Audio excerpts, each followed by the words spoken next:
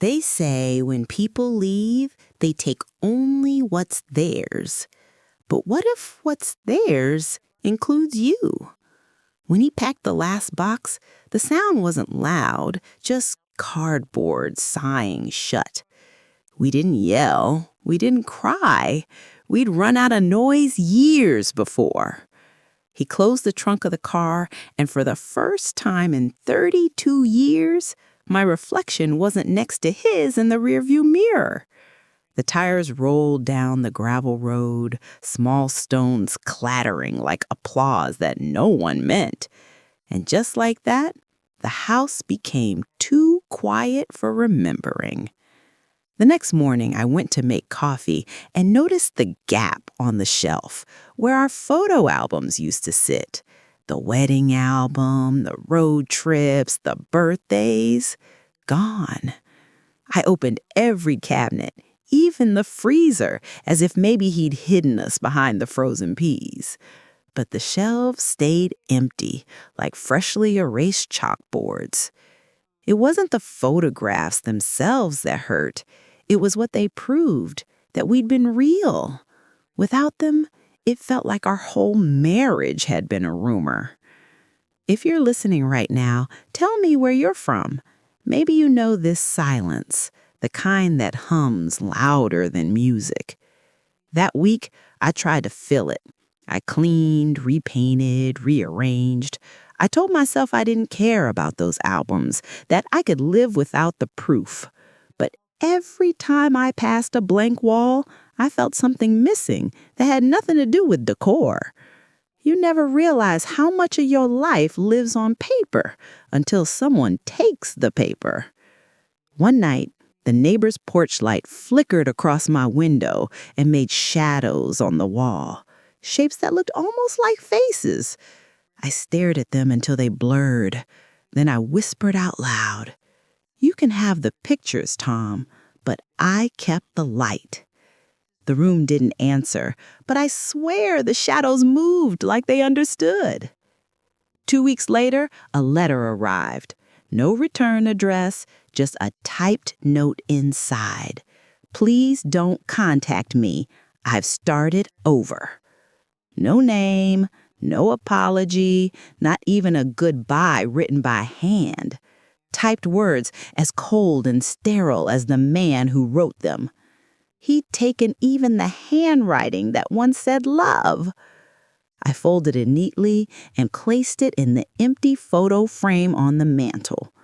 If he could rewrite our history, I could frame the truth. He left first. That night, I dreamed about our honeymoon. We'd gone to the Oregon coast, fog and wind, waves chewing at the cliffs. He had a camera slung around his neck, always telling me to hold still. And I did. For years, I held still. Until I couldn't. When I woke, I could still hear the shutter click, the sound of someone capturing you so they can forget to look. If you've ever been frozen in someone else's picture, leave a camera below. Sometimes the hardest thing to survive is being seen wrong.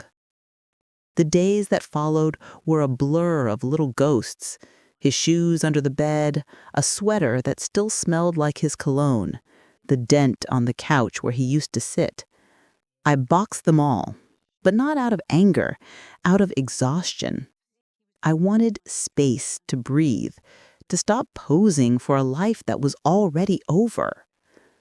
That's when the rain came. Oregon rain.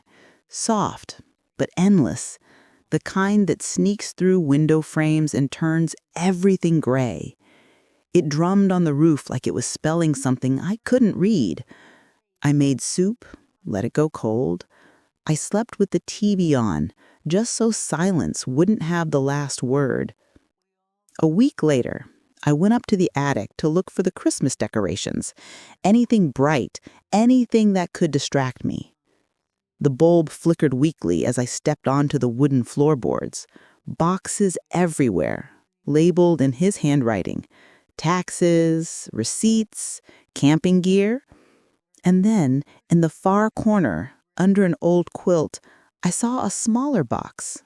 No label, just dust and a faint smell of cedar. When I lifted the lid, the first thing I saw wasn't a picture. It was light. Little plastic sleeves of old film negatives, hundreds of them. Strips of brown and shadow, tiny squares of frozen time. I held one up to the attic bulb, and there we were, reversed, but still there. His arm around me on a pier, my hair blowing the wrong way, everything backward but recognizable. He'd taken the pictures, but I had the original truth.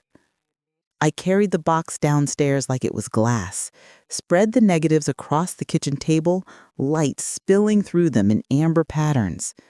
It looked like the past was shining back, quietly alive, refusing to die. I didn't cry. I smiled. Because suddenly I realized he took what was printed, the versions he chose, but I had what came before the edits. Maybe that's what healing is. Not revenge, just the quiet joy of knowing you still hold the source. If you're still here, stay close. Next, I'll tell you what happened when I started developing those negatives and how the pictures that emerged showed me a truth I'd never seen while I was living it. When I first opened the box, it didn't feel like discovery. It felt like trespassing, like sneaking back into a house after the lights are off. There's something intimate about negatives.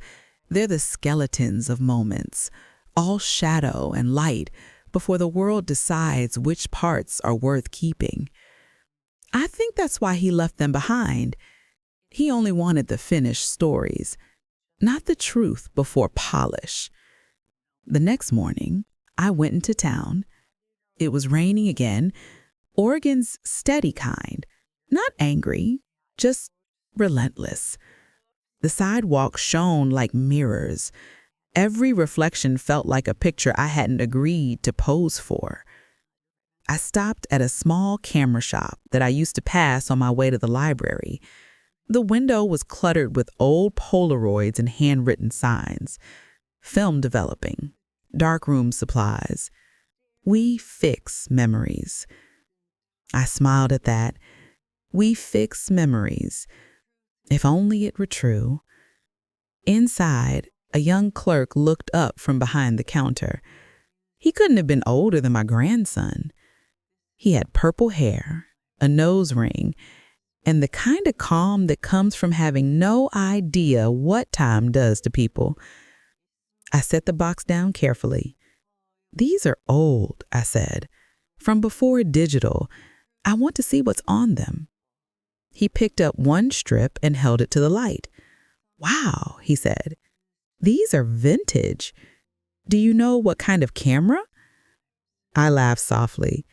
The kind that caught lies beautifully. He smiled uncertainly, but nodded. I could develop a few roles for you first, maybe pick some favorites later. I don't think I have favorites, I said. Just proof. That night, I waited longer than I'd like to admit for his call. When the shop phone finally rang the next morning, his voice was bright. They came out. You might want to see them yourself. The way he said it, you might want to see them yourself, made me realize he'd already seen something he didn't know how to explain. When I arrived, the prints were drying on a line across the back room. Rows of ghosts caught in glossy rectangles. I recognized the places before I recognized the faces. The house, the beach, the garden, and then there I was. In one photo, I stood beside the kitchen window, sunlight crossing my shoulder. I wasn't smiling, just staring out at something. He must have taken it without me noticing. In another, I was holding a birthday cake half tilted, candles half lit, everyone smiling, except me. I looked exhausted. I never noticed before. He had always said, Smile for the camera, Ruth. Don't ruin the picture. But the pictures I didn't ruin were the ones that told the truth. If you're watching this, tell me, would you want to see yourself the way others saw you or the way you really were? It's a harder question than it sounds. One photo caught my breath. It was the living room. I was sitting cross-legged on the floor, surrounded by unfolded laundry. Behind me, the shadow of his arm reached across the wall, holding the camera. That shadow looked larger than both of us, like he'd been documenting ownership, not love. I touched the image gently. It felt cold even through the paper. The young clerk said, "They're beautiful, in a sad way." I nodded. Most real things are. I took the prints home and spread them across the kitchen table again, the same table that once held those empty frames. This time it looked full, alive. Even the grainy, overexposed ones seemed to breathe. I noticed something strange as I looked longer. In almost every photo, there was a window, always open, always light coming through. Even when he wasn't in the frame, the light was. It made me wonder, was I waiting for him? Or was I waiting for myself? I went back to the attic the next day. There were dozens more rules I hadn't touched. Some labeled in his handwriting: honeymoon, Christmas 1982, Seattle trip. But one, near the bottom, had no label at all. Just a faint smudge, like someone had started to write and stopped. I brought that one down. The film was brittle, almost broken. I slipped it into a small light box I'd bought from the shop, and there, barely visible, was a photo I didn't remember posing for. It was him, not smiling, just staring at me through the lens, his face blurry, eyes unsure, and behind him a reflection, my own, half lit in the glass. It was like seeing two people I used to know but never met. That night, I couldn't sleep. I went back into the kitchen, turned off the lights, and watched the photos under a single lamp. The negatives were spread beside them, black, skeletal, honest. And I realized something. Every photograph he took was his version of us. Every negative was mine. The camera had always been his way of controlling the story, but these were my raw truth. The shadows before exposure, the honesty before the edits. I decided then that I'd learn to develop them myself, not to own the past, but to understand it. The next morning, I cleared out the laundry room, covered the window with a blanket, and made my first dark room. Red light bulb, trays, tongs, fixer chemicals. It smelled sharp, chemical, alive. I developed one frame at a time, watching the image bloom like an old memory deciding to forgive me. There's a moment, right before the picture fully appears, where you see only outlines, shapes you think you recognize but aren't sure. That's what healing feels like. Recognition before clarity. If you're still listening, hit like, not for me, but for every memory that refuses to fade just because someone walked away. When I finished the last print that night, I pinned it to the line and turned off the light. In the red glow, they looked alive. People, laughter, tears, all reversed but true. And I realized sometimes the picture isn't lost. It's just waiting for the right light. If you're still here, stay close. Next, I'll tell you what happened when I developed the unlabeled role and what I saw in those pictures that changed how I remembered everything we ever were. There's a moment when you look at an old photo and realize you're not remembering the day, you're remembering the photograph. That's what happened when I developed the unlabeled role. The images came out slowly, like secrets surfacing. At first, I thought they were out of focus, blurred edges, streaks of light leaking across the frames. But when I held them under the red bulb, my hands started to shake. These weren't his pictures. They were mine. I must have taken them years ago, back when I still borrowed his camera sometimes, back when I thought capturing something beautiful might help us hold on to it. The first frame was the garden. Sunlight falling on a chipped bird bath, water trembling from the wind. He'd never photographed things that didn't pose. The next was my hands, blurred from movement, covered in flour, pressing dough. Then the laundry swaying on the line like ghosts in summer air.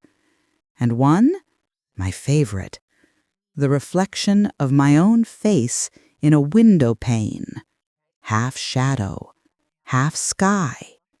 No smile, no performance, just me, unframed and unfinished.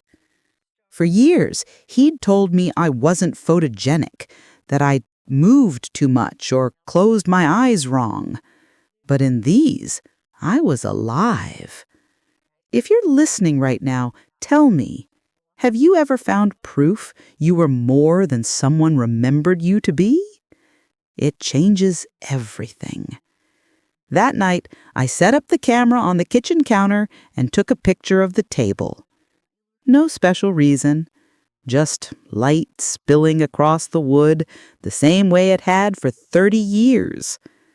I didn't pose, didn't smooth my hair, didn't even smile. I pressed the shutter. Click. That sound didn't hurt anymore. The next morning, I went for a walk down by the harbor. Fog rolled in low, turning the boats into silhouettes. The gulls screamed like they were laughing at me, and maybe they were. A woman in her late 60s with an old camera, chasing ghosts. I took pictures anyway.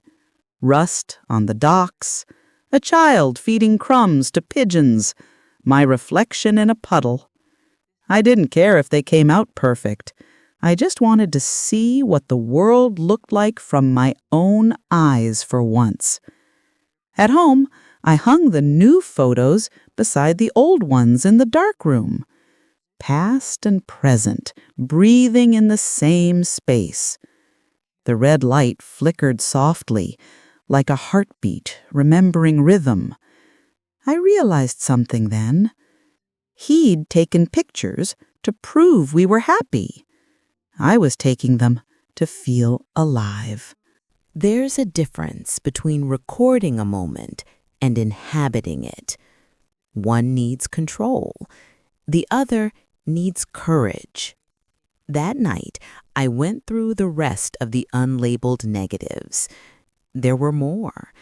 Little fragments of days I hadn't ought were worth remembering.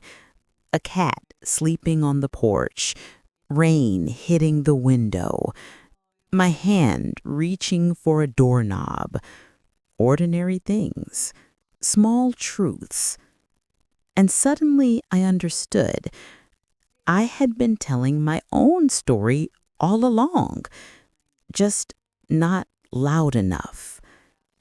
A few weeks later, I printed one photograph larger than the rest, the reflection in the window.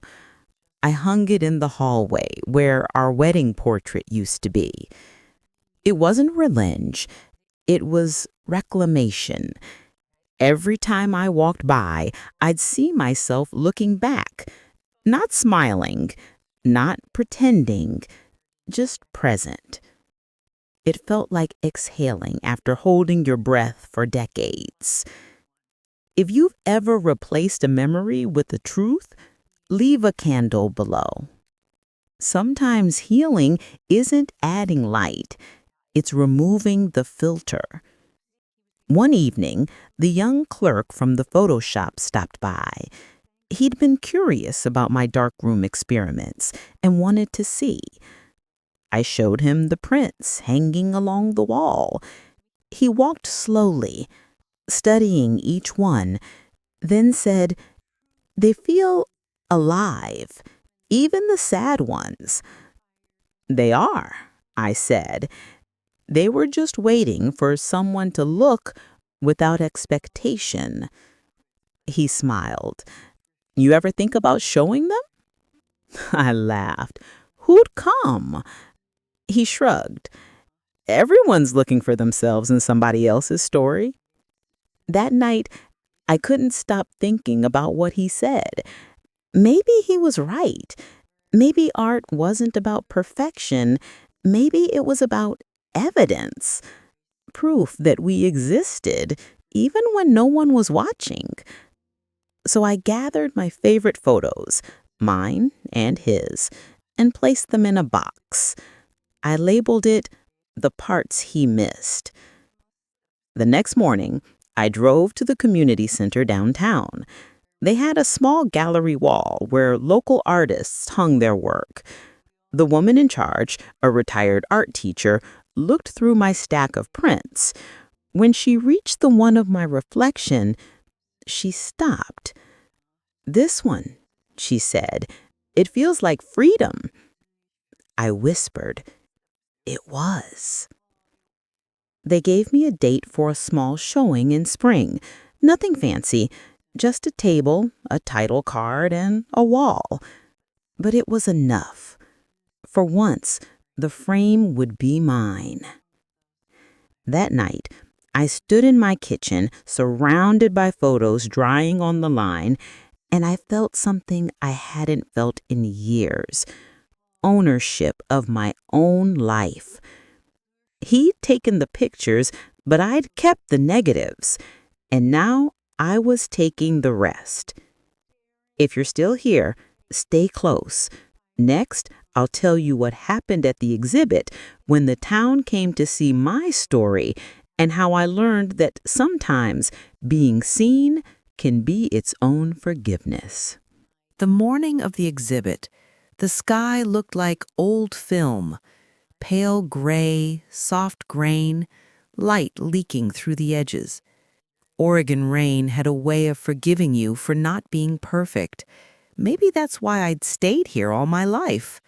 I walked into the community center with my photos wrapped in brown paper, heart thudding like I was about to confess something. The woman at the front desk smiled. "Nervous?" I said. "A little." But what I meant was, I'm about to hang my life on a wall. They gave me a small section, 6 feet of white space under a skylight. The light felt clean, almost kind. I laid the photos out on a long table: the window reflection, the bird bath, the kitchen table, the blurred hands in flour, and the laundry line and the harbor fog. Each one had a tiny label under it, handwritten in pencil. The day I learned silence can speak, proof that beauty doesn't ask permission, self-portrait before I knew I was one.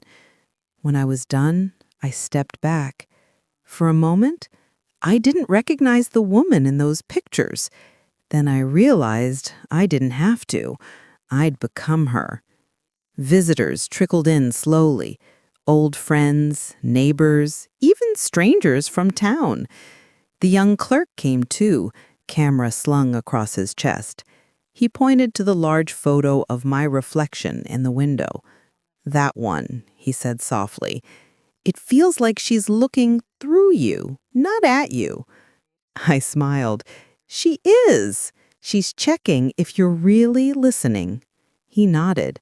"I think she knows I am."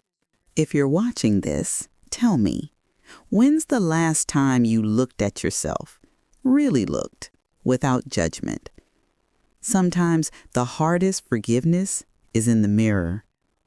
About halfway through the evening, I noticed a man standing near the back wall.